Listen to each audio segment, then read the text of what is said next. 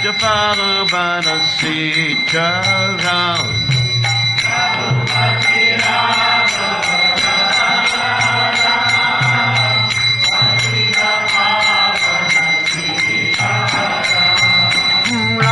Bhakti Radhava Rajaram Bhakti Pavana Sitaram.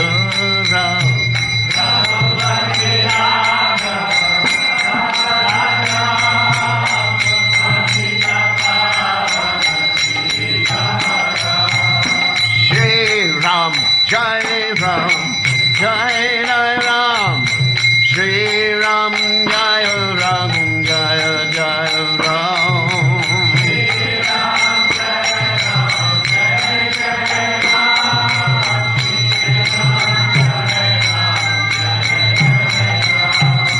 Shri Ram Jai Ram Jai Ram Shri Ram Jai Ram Jai Jai Ram.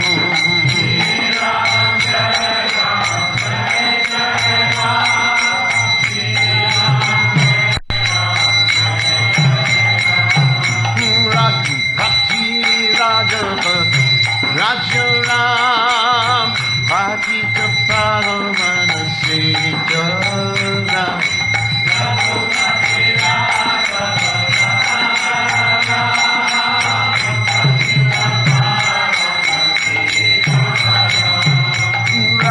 Bhakti Radhava Rajaram Bhakti Pavana Sitaram.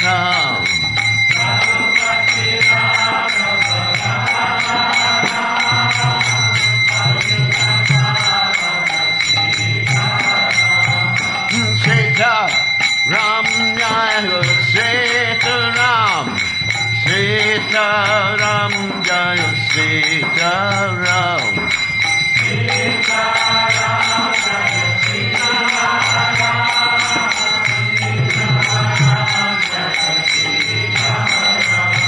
Haribo Haribo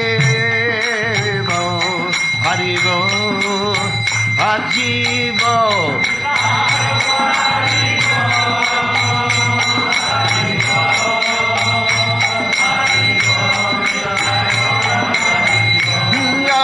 Jaya Prabhupada, Prabhupada, Prabhupada, Prabhupada, Prabhupada, Prabhupada, Jaya Jaya Prabhupada. Jai Om Vishnupad Paramahansa Paravidakacharya Osuketa Satashi Shimad His Divine Grace Abhaya Chananad Bhaktivedanta Goswami Srila Prabhupada Ki Jai. ISKCON Founder Acharya Srila Prabhupada Ki Jai. Anantakoti Vaishnava Vrinda Ki Jai. Namacharya Srila Hridas Thakur Ki Jai. Prem Se Kaho Shri Krishna Chaitanya Prabhu Nityananda Shidwaita Gadadha Shiva Seti Gaur Bhakta Vrinda Ki Jai. Shri Shri Radhakrishna Gopinath Sayam Kunda Radhakunda Giri Govardhan Ki Jai. Vrindavanam Ki Jai. Mathuranam Ki Jai. Jagannath Swami Ki Jai. Yamunamai Ki Jai. Srimati Tulasi Devi Ki Jai. Samaveda Bhakta Vrinda Ki Jai. Gaur Premananda Hari Hari Bol. All glory is the assembled devotees. All glory is the assembled devotees. All glory is the assembled devotees. All glory is to Shri Guru and Gauranga. Srila Prabhupada Ki Jai. Hari Bol. So, Om Gana Timidanda Shagaranjana Shalakaya Chakshur Unmeditam Yena Tasmai Shri Gurave Namaha. So, happy Ram Navami again. And so, first, before I talk about the main topic, which is the main topic is going to be the lessons we can learn from Lord Rama's pastimes, I want to mention something about who Lord Ram is, just so that everybody understands. There's an interesting verse in the Brahma Samhita, Advaita Chuta Nadi Rananta Rupa Madhyam Purana Purusham Navayovanam Cha Vedeshu Durlabam Adurlabam Atma Bhakto Govindamadi Purusham Tamaham Bhajami. So the first word in this particular verse is Advaita. That means non-dual, which basically means one. So all the different appearances, the Vishnu Tattva appearances of the Supreme Personality of Godhead, such as Rama, Nrsimha, Varaha, and Kurma, are all basically the same person. That's very interesting. Prabhupada explains that it's just like a man who has different relationships in different circumstances.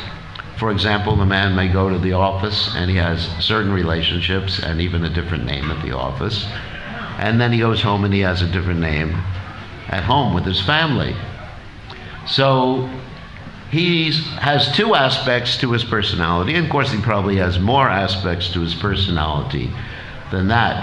However, Krishna has unlimited aspects to his personality, and he can do it all simultaneously. That means at the same time. So Krishna can appear as Lord Ram, Krishna can appear as, Krishna in Vrindavan, Krishna can appear as Kurma, Matsya, and in fact he does all simultaneously. Just like Krishna had 16,108 wives, and Krishna was in each and every home. It was the same Krishna. So we shouldn't differentiate and think that there are many gods. I know some people who come from a Hindu background think that there are many gods. And if you walk into a Hindu temple sometimes, you'll see at least 10 different altars to different gods.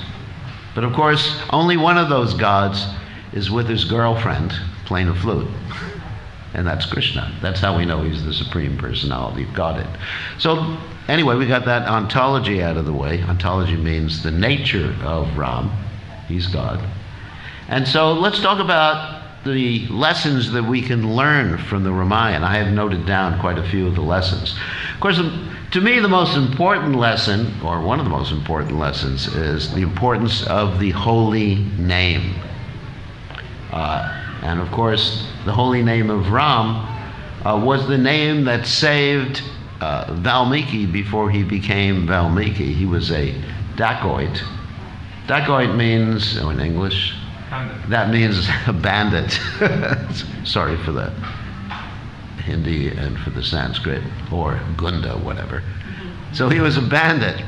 And not only he was a bandit, but he used to kill people who he robbed. And so he would station himself on the path. People would walk in the forest path, I guess, and he would ask them for their money and then kill them. So pretty bad guy. So he knew about karma, but because of his attachment to, I guess, his family, he was willing to do anything to make money for his family. So one day, as he was carrying out his banditry, the Sapta Rishis came. That means the 7 Rishis, sages, came. And he stopped them. And of course, normally we understand that Rishis, sages, don't have money. Of course, in Kali Yuga, it's a little different. It's Kali Yuga. The Bhagavatam says the renunciates have all the money and the householders come begging to the renunciates. But this wasn't Kali Yuga, so don't worry about that. So what happened is they said to him, don't you know that there's a lot of karma in your activities? Bad karma. In other words, you're going to suffer in the future. And he said, of course I know that, but my family loves me. And I would do anything for my family, even I would be willing to go to hell for my family. So the Saptarishis said to him, well, go ask your family if they're willing to share your karmic reactions. And he said, of course they would. They love me very much. So he went to his wife and said, Priya, that means dear, would you be willing to share some of my karma? And she, of course, said, hell no. I want you to bring me more saris. And then he went to his son, and his son said, no, Dad, get back to work. And daughter said exactly the same thing. So he goes back to the Saptarishis and says, I was a little disappointed. What should I do? And they said to him, you should chant the name of Ram. And he said, impossible, because I am not pious enough to chant Ram's name. We find in the Bhagavatam, the 10th canto, the statement is that Puman Virajeta Bina Poshubnat, that those who are actually doing these sort of activities like meat eating and stuff like that, they cannot have an attraction for the pastimes of the Lord. So he didn't have any attraction. So instead, the Saptarishis had a trick mantra to give him. He said, give me a mantra that I can relate to. Because remember, he was a killer, he was a dacoit. And they said, well, how about death? And he chanted what? Mara. Mara means death. And he chanted it over and over and over and over and over and over again, and it became what? Ram. Mara, Mara. Mara, Mara, Mam, Ram, Ram, Ram. That's called Nam Abbas chanting. As mentioned in the Srimad Bhagavatam or the Chaitanya Charitamrita, that Nam Abbas chanting is enough to liberate you. It's not enough to get you back to the spiritual world, but it's enough to give you liberation. And then you can begin bhakti. So anyway, so then he was chanting purely after some time and became such a great sage that by the chanting of Krishna's names or Ram's name, he was able to envision in his heart the pastimes of Lord Ramchandra and Sita. And he was able to speak the Ramayana, and the Ramayana was heard by Lord Ram's sons eventually, Lav and Kush. So that's the power of the holy name. It's very similar to the story of Jamil, where one chants meaning something else, jokingly, derisively, and then one gets liberated. So that's one thing we can understand. There's also another story in the Ramayana about how Hanuman, I'm not going to tell the whole story, but Hanuman was protecting a king one time from Ram's wrath.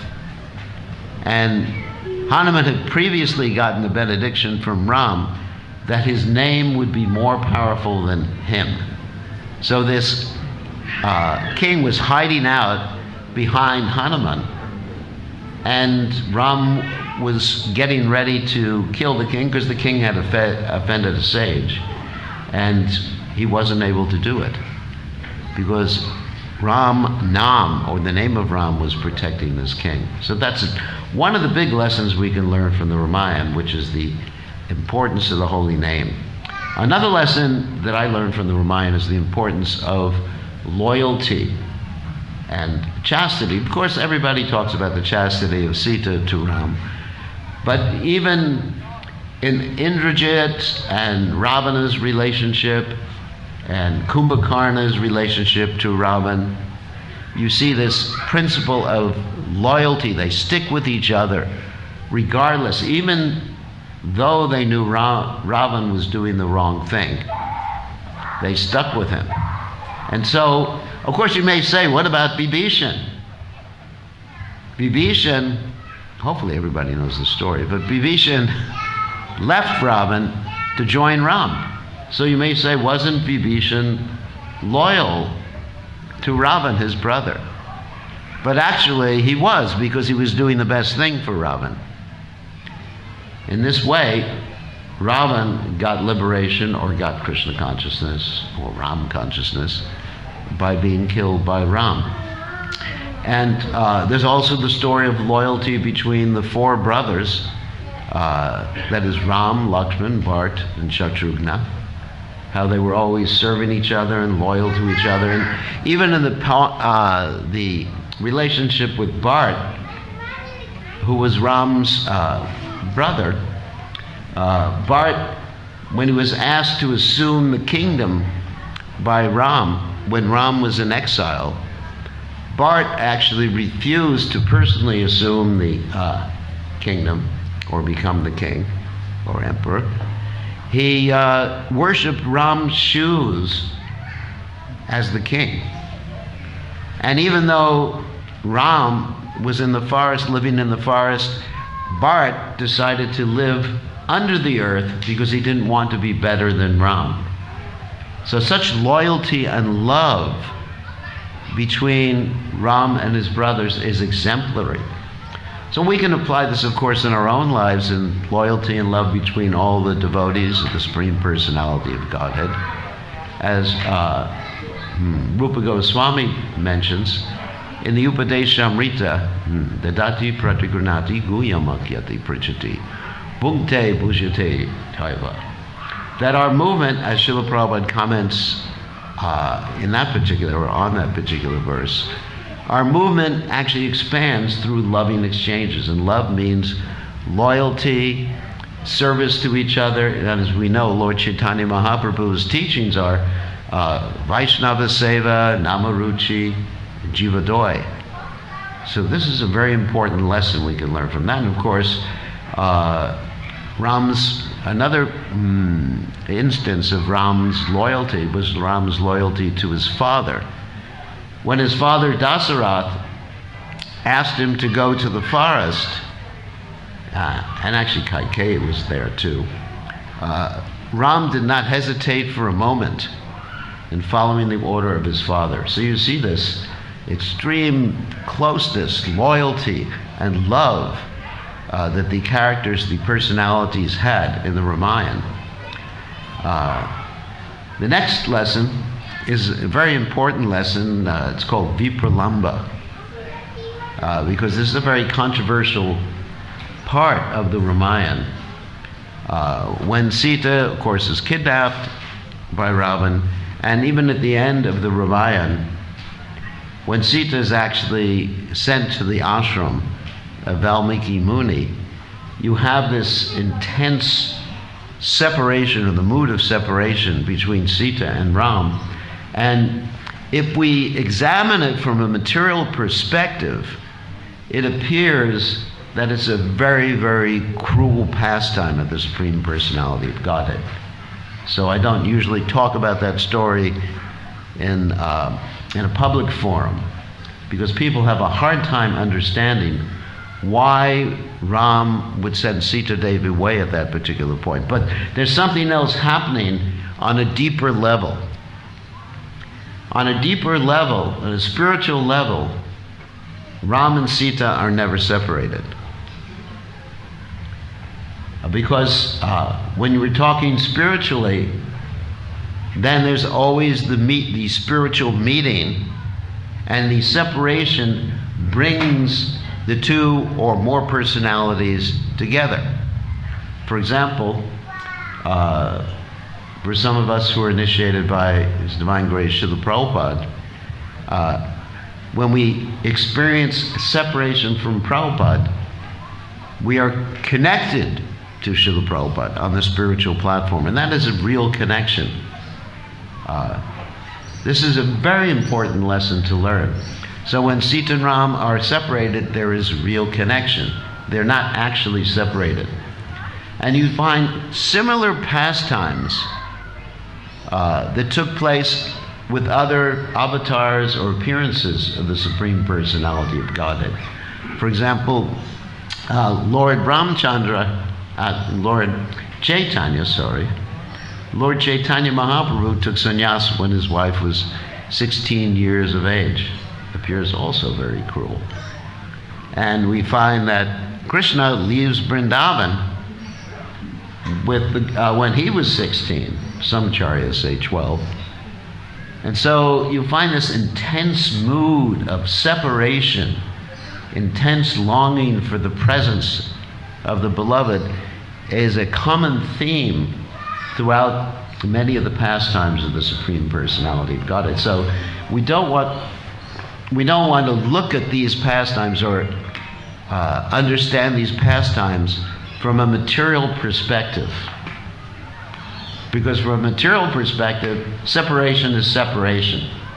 Also, as I mentioned many times in other circumstances, even when we're with someone, we're actually separated from them because we're not of the same mind. We're not, as they say in modern nomenclature, the same vibration. But in the spiritual platform, the devotees are always connected. If we are feeling this intense emotional mood of love with the other devotees and with our spiritual master. You're muted on Zoom. I'm muted on Zoom. Oh. Thank you. Thank you for telling me. Anyway, you're recording in any case. So we're always connected in the spiritual platform. So another lesson we can learn from the Ramayana is how one should be an ideal leader. Let's say if one is a king, of course we don't have too many kings here, but if one is a GBC temple president, make it an ISKCON connection, one should consider everyone who is working with you as equally, without having any bias. So Lord Ram, he considered all of his citizens to be equal to his family. In other words, he wasn't discriminating. He considered all the citizens to be like his children. He's an ideal leader. And another lesson from the Ramayana is the parampara, the lesson of parampara, disciplic succession, where you have Valmiki, who is the author of the Ramayana, which I mentioned the story of before.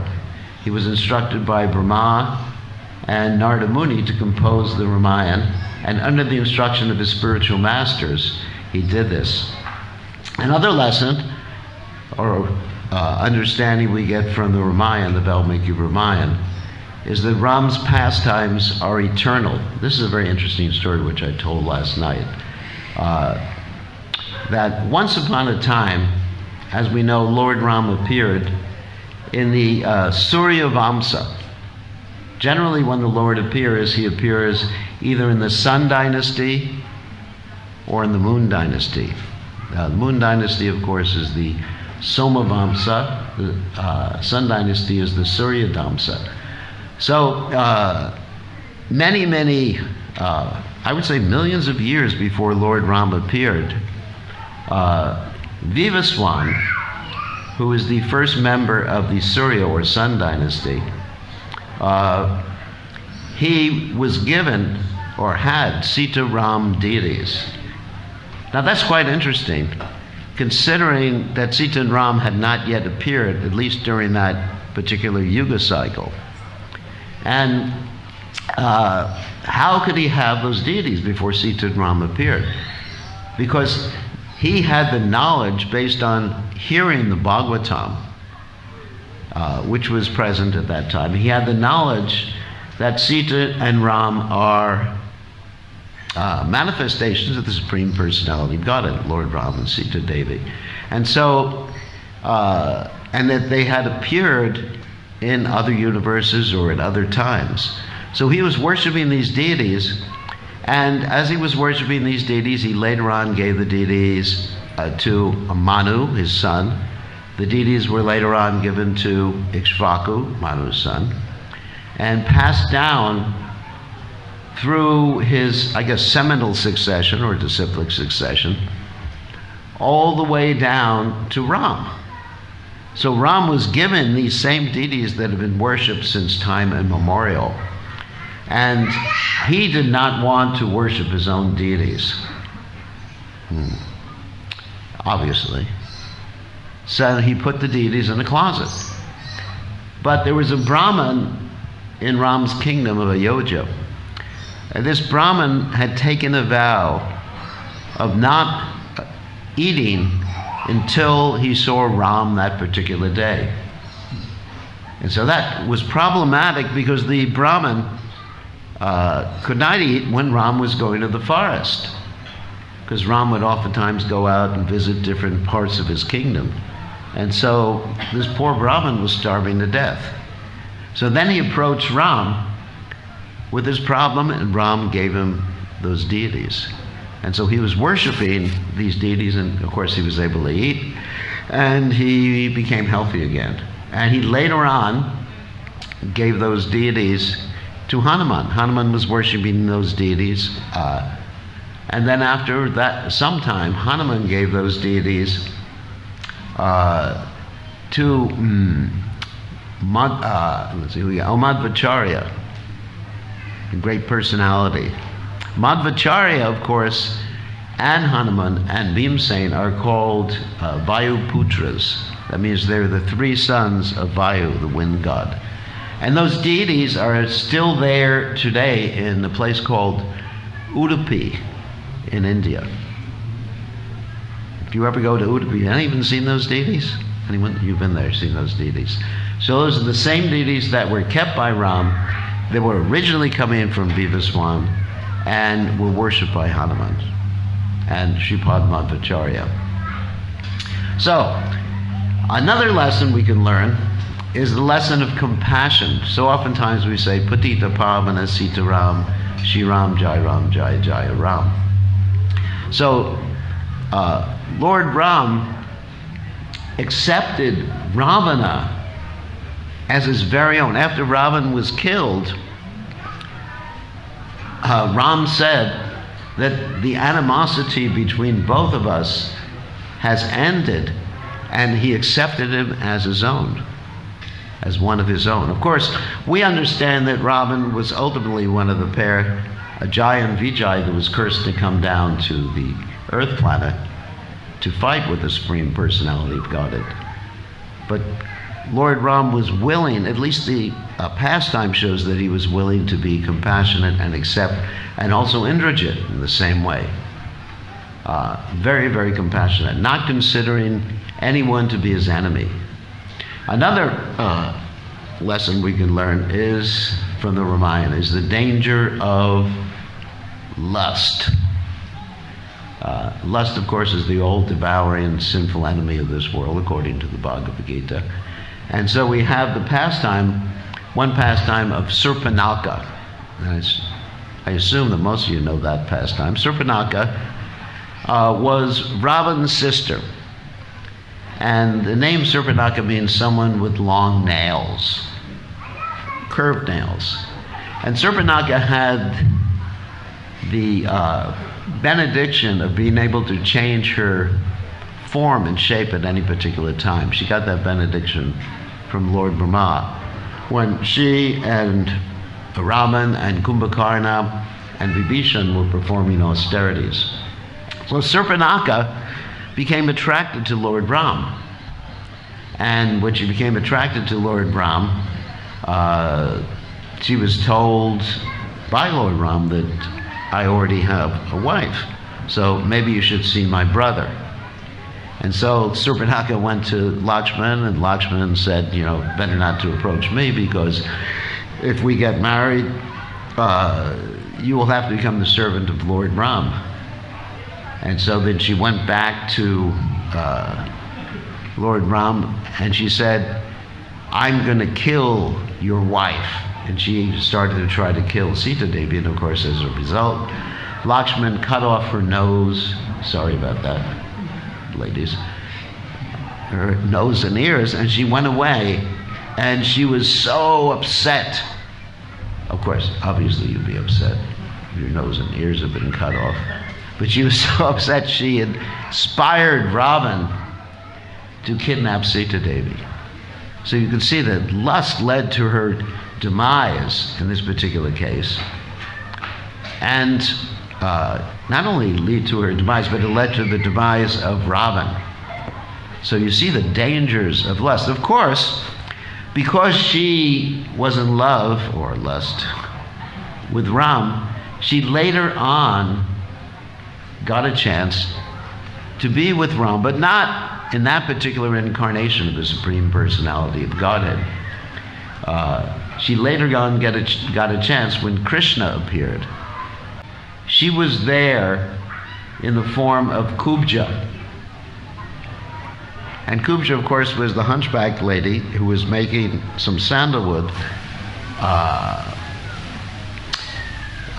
was making some sandalwood, and so Krishna and Balaram asked for the sandalwood. And when Krishna and Balaram asked for the sandalwood, she gave them the sandalwood that was meant for Kamsa, actually. And Krishna straightened her up. She became straight and very beautiful at that particular point. And then she got very lusty towards Krishna.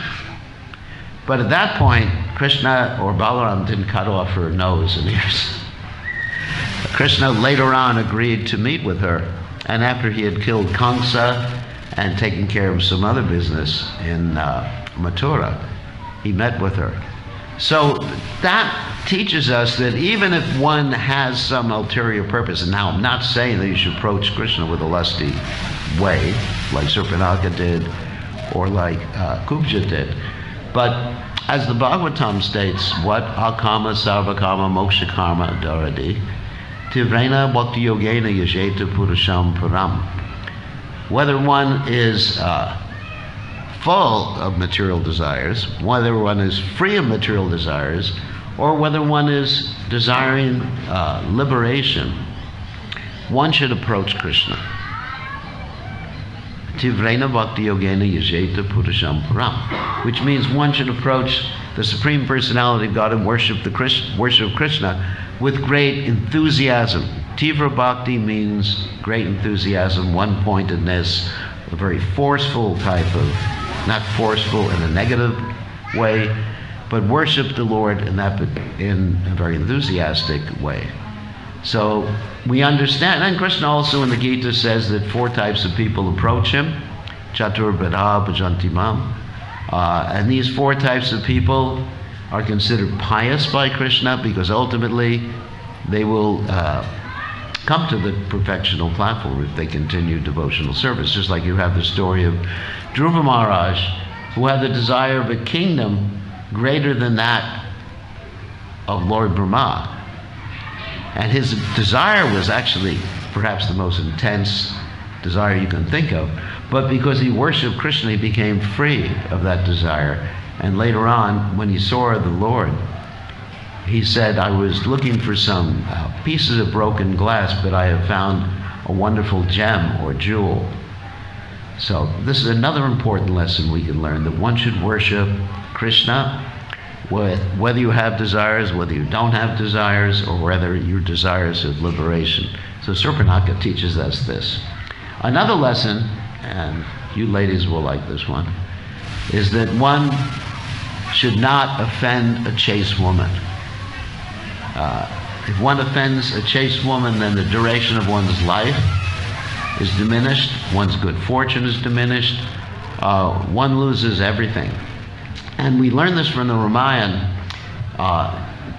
in a very interesting story that's told about the appearance, well actually I'm not going to get into all the details, but there's a story about a lady who stopped the rising of the sun when her husband was cursed by the sage Markandeya Rishi. Her husband had leprosy, and by accident he touched the sage Markandeya Rishi, and Markandeya Rishi cursed him to die before the rising of the sun the next day. And then as a result, she said, I'm not going to allow the sun to rise the next day. And the sun didn't rise the next day. Also in the Ramayana, you have the story of the Mahabharata. You have the story of Savitri and Satyavan, in which Savitri was able to save her husband from Yamaraj. So it's very, very important. And then there's the story of Vedavati in the Ramayana. Vedavati was Sita before Sita actually appeared, first appearance, and she was meditating to get the Lord as her husband, and Ravana comes down to try to attract her or grab her, and she makes her hand like a razor blade to cut her hair that Ravana had grabbed. So extreme chastity is very much stressed, and the danger of offending a chaste woman. Also, there's the story when Ravan was trying to attack, or at least impress, Lord Shiva. He lifted Mount Kailash, And when he lifted Mount Kailash, Lord Shiva put his thumb down, but Parvati, Durga, was so upset that she cursed Ravan to die because of a woman. So many, many stories there in the Ramayana stressing the dedication or the importance of not offending a chaste woman. Another story or another lesson we can learn is the dedication of the servants of Ram, like Hanuman, Jatayu, the residents of Ayodhya. At the end of Ram's pastimes, the residents of Ayodhya could not live without Ram, and Ram instructed them that you can enter into the river, you can leave this world with me and go back to the spiritual realm. And all the residents of Ayodhya entered into the river, the Sarayu River, and went back to the spiritual world with Ram. So they were so dedicated, and Hanuman is always pictured at the lotus feet of Ram. Jatayu sacrificed his whole life trying to protect Sita Devi. So many lessons we learn in the Ramayana about dedication of the servant to the Supreme Personality of Godhead. And we can also apply that in relationship to our service to His Divine Grace, Srila Prabhupada, and our spiritual master. This particular one-pointed dedication. Ekha Kurunandana, like we see with Srila Prabhupada's pastimes, Srila Prabhupada was completely dedicated, focused on pleasing his spiritual master, and that's why he came to the Western world, because of the order of his spiritual master. Prabhupada himself commented that the statement that Vishwanath Chakravarti Thakur makes in his commentary on the Bhagavad Gita verse, Vyavasayatmada Bhuktir, Ekeha Kurunandana Baho Shakta Sudantascha, etc. The statement was the essential principle in spiritual life, to follow the order of the spiritual master as one's life and soul. Srila Prabhupada got the order to come to the Western world and preach Krishna consciousness, and many of his godbrothers had gotten the same order, those who actually were able to speak English. But Prabhupada was the one who took up that order, and took up that order seriously. So that lesson we can see or learn from Prabhupada's pastimes, that if we want to become empowered in Krishna consciousness, we should get dedicated or be dedicated to the order of His Divine Grace Srila Prabhupada. Another lesson from the Ramayana is that death is inevitable. And one story that's told in the Ramayana, it's one of the side stories, is the story of Sunda and Upasunda. And it also relates to Ravana's benedictions, because Ravana got the benediction, as we know, of not, from Lord Brahma, of not being killed by any higher living entity, not being killed by any yaksha, not being killed by anyone, but he neglected human beings. And so eventually he gets killed. And same thing with the pastime of Hiranyakashipu. Hiranyakashipu thought he would cheat death by asking for the benediction that he wouldn't be killed in different ways, and he thought he covered all the bases, so to speak. He said not the inside, not the outside, not day or night, or not by any weapon. And he didn't realize that he left out the dusk, which is the time between the day and the night. He didn't realize he left out that there's a doorway, which is not inside, not outside. And he didn't realize that the Lord would assume a half lion, half man form to kill him. So whatever arrangement one is making, this is the point, then death is always going to be there. Mritu sarva haraschaham, as Krishna says in the Bhagavad Gita, I'm all devouring death. And the final lesson that I'm going to talk about tonight is very important for us, because it's Ram Navami and we are celebrating Lord Ram's appearance day. So the lesson is that devotees should celebrate. And This lesson is based on a particular pastime in the Ramayana, that when the monkeys, they were looking for Sita Devi. Ram had sent them out and Sugriva had sent them out to look for Sita Devi. And they went to the shore of the ocean, and Hanuman flew over the ocean and found Sita Devi, set fire to Lanka, came back, and then they were on their way back to inform Ram and Sugriva so that Ram and Sugriva could save Sita Devi later on. And so on the way back, they decided to celebrate. And how did they decide to celebrate? Of course, don't imitate this. They went into a garden of what's called Manuvan. Manu means honey, a honey garden, a honey forest.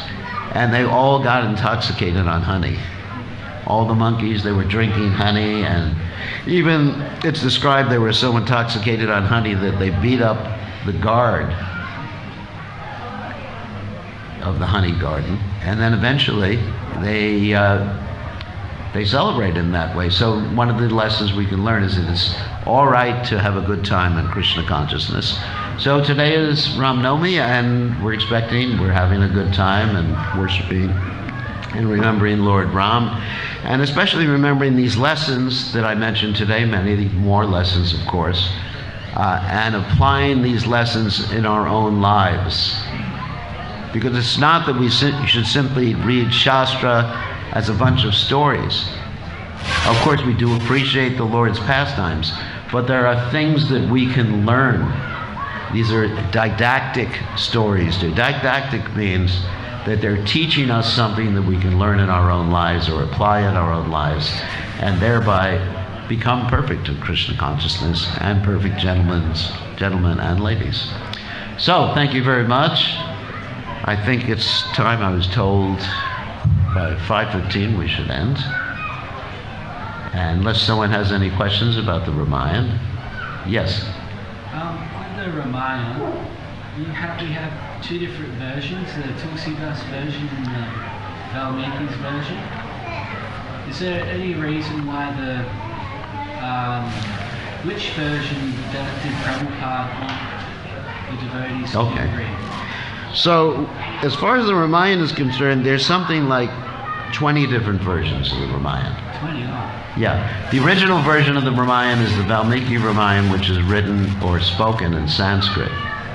And in different areas of India, like in South India, in certain states, you'll have a Telugu Ramayana or a Tamil Ramayana.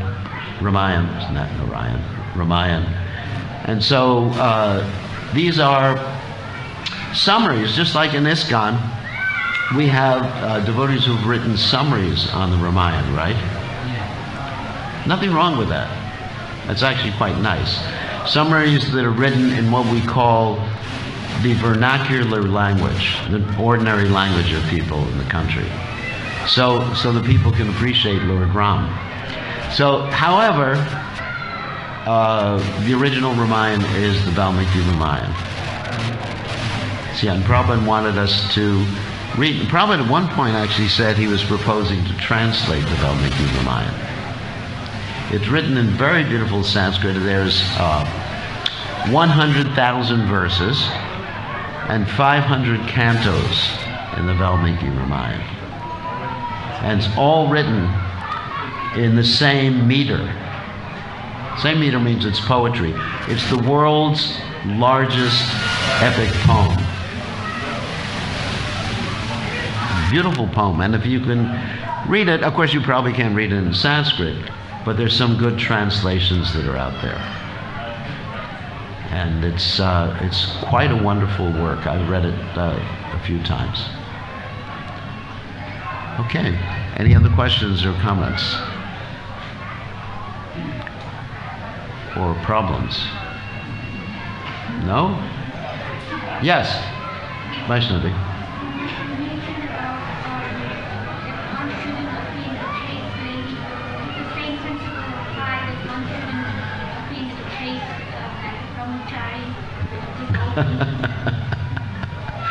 Equality.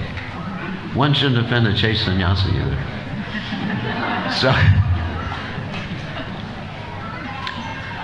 the point is, what does chastity mean? Chastity means that one is actually very focused on one's goals in life, particularly upon the persons who you have a relationship with. You know, in marriage, it's a particular relationship, or with a disciple and spiritual master, it's a particular relationship, or with a devotee and his worshipable Ishtadeva, it's a particular relationship.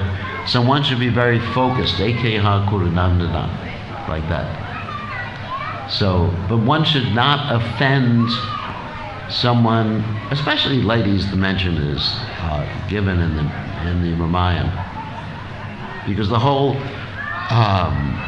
Ramayana war occurred because Sita Devi was offended. The whole Mahabharata war occurred because Draupadi was offended. The Pandavas would have made peace otherwise, but because Draupadi was offended and there was the attempted disrobing, they could not forget that. And that's why Duryodhana, you know the story in the Mahabharata, had to have his thighs broken. And Dushashana, well, I'm not going to mention what happened to him, because it might shock some people. But anyway, Dushashana had to get his reaction too, because and the whole conflagration occurred because of the offending of Draupadi.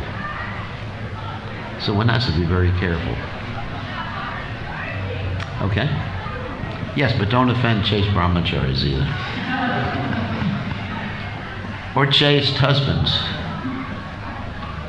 So, any other questions? Yes? Maharaj, you spoke about loyalty, and we see that even Bhishma took the wrong side in the Kaurava Pandava. Yeah. He's a Mahajan. How do we understand this? Okay, very good question. So the question was raised, like, Bhishma is one of what we call the Dwadasha Mahajanas, the 12 great souls, who teach by example according to the Mahabharata, isn't it? Takaprita Shutinana Vina Mahajana Yena Gata Sapanta. So what happened with Bhishma? Bhishma knew that Krishna was the Supreme Personality of Godhead. He was in full knowledge of that. Prabhupada explains that Bhishma was, now this may appear a little strange, was eating food cooked in Duryodhana's kitchen. And his mind became wicked as a result. Because you know the principle, Bhagavad Gita teaches us the principle of what? Karnam guna sangasha sarasad jadma jonishu. That people's consciousness becomes influenced by association with modes of nature. So when someone, it's a subtle force. So when someone cooks for you and their attitude or consciousness is very low, you will absorb that consciousness. And so grandfather Bhishma, not only Bhishma, but Dronacharya, Kripacharya, and I'm sure there were others, their consciousness became affected. But guess who didn't? Vidura. Because Vidura never ate with Duryodhana. And when Krishna came to try to make peace between the Kurus and the Pandavas, he refused to eat with Duryodhana. And he ate with Vidura, and the story is that Vidura only had some porridge, and he was happy with that. And in the Mahabharata, the full Mahabharata, it's mentioned that the demons were able to possess grandfather Bhishma. If you read the full Ganguly edition of the Mahabharata.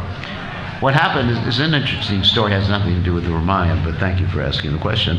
What happened is that one time, Duryodhana was captured by the Gandharvas, and he had to be rescued by Arjuna. And he was so upset that he was rescued by Arjuna that he decided to meditate until he died. So he was sitting there, giving up eating and all sorts of, liquids and everything like that. And he wanted to leave his body. And the demons came and took him out of his body. Interesting story. And they gave him a pep talk. Like you see sometimes before a football game, the football players will have a pep talk. And they told him, look, you came down to earth. Because remember, Duryodhana was an incarnation of Kali. Kali Yuga, that is. And Shakuni and Duryodhana were Kali and Dwarpa, the personification of the different yugas. And so the demons said to him, you've come down for this particular purpose, and your purpose is to kill the pious people, instead of Krishna's purpose is to protect the pious people, because the demons had actually taken birth on the earth planet as kings at that particular point. So, anyway, so they said, don't worry, we are going to be able to possess Bhishma and Dronacharya and Kripacharya. So, therefore, actually it's an important point. If we want to remain fixed in our devotional service, or chaste, or devoted, or one-pointed, it's important to keep our consciousness pure. And Lord Chaitanya Mahaprabhu gave that instruction when he was asked about the quality or qualities of Vaishnavas. He said, a satsanga chag, a Vaishnavachar, to avoid bad association. That doesn't mean we become fanatic and we, run away each time we see someone who's not a devotee. We're kind to everyone. At the same time, we have to be very careful to protect the purity of our consciousness. Because if Grandfather Bhishma, that's an example for us. If Grandfather Bhishma could be affected in such a way, what to speak of any of us? Like Prabhupada said one time, you Western boys and girls are not enough afraid of Maya. So, Western boys and girls. We're not boys or girls anymore. Thank you for the question. It's a nice question. So any other questions? Yes? Maharaj, you mentioned chanting in none of us. Yeah. Will not take us back to Godhead, but give liberation. So what type of liberation? That liberation means you become free from your past karma. And you get the opportunity to take up devotional service. Let's tell the story of Ajamil very quickly in that regard. Ajamil was very sinful. He gave up his good wife, he gave up everything and took up a very sinful life, was killing, actually killed his parents. And so at the end of his life, guess who came for him? Yamadutas. But at the same time he was crying out for his son. Everybody knows who his son's name was? Narayan, Narayan, Narayan, Narayan. So at the same time, the Vishnudutas came. And the Vishnudutas stopped the Yamadutas. Okay. However, he didn't go back to Godhead at that point. Some people don't remember the whole story and they think, oh, he went back to Godhead. He didn't. They gave him a new lease on life. And he was able to go later on to somewhere in the Himalayas, Hardwar. Thank you. He went to Hardwar, performed austerities, then the same Vishnudutas came, took him back to Godhead. So it brings one to the point, it gives one the opportunity. Oftentimes we hear about liberation. If one goes to the Rath Yatra, one gets liberation, one gets run over by the cart. Don't do that. You get liberation. But you're given the opportunity, you get freedom from karma. But it's not enough. It's not enough because you have to chant and hear the pure name, the Shuddhanam. And therefore you have to get the Shuddhanam from the pure devotee. Does that make sense? And then you have to chant purely, avoiding the 10 offenses, chanting in the mood or with the mood that Lord Chaitanya Mahaprabhu was teaching us in his Shikshastika prayers. Okay. I think we have to end now, right? Because we have a Pushpanjali for Ram, or I think it's on the schedule. So thank you very much. All glories to His Divine Grace. Srila Prabhupada ki jai. His Holiness Sri Krishna Maharaj ki jai.